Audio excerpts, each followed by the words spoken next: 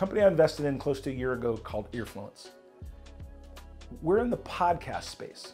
And a lot of people kind of snickered and like, Don, why do you want to start a podcast company?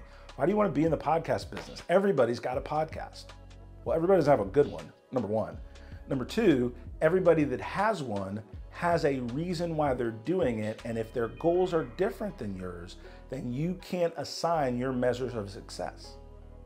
See, some people use their podcast to create sales content for a very micro-targeted group to listen about their product or service.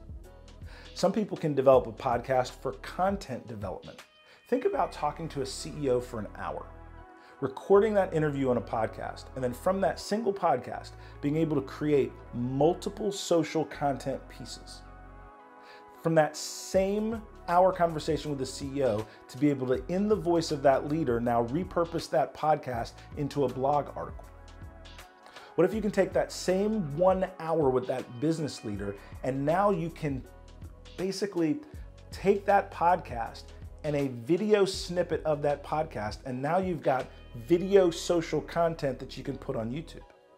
One of the things that people are sleeping on, and it's okay for me in business, is the value of podcasting as a content development and a micro-targeting influencer tool that everybody can afford to do and grow their business. Most people that are listening to information today are no longer just listening to the large influencers that have 10 million, 50, 30 million followers.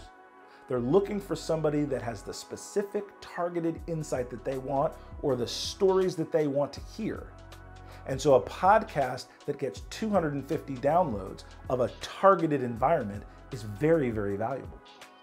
So my guidance to you is don't just think about everybody's got a podcast. Think about how podcasting can be good for your business and help build your brand with the construct of low cost, high impact marketing.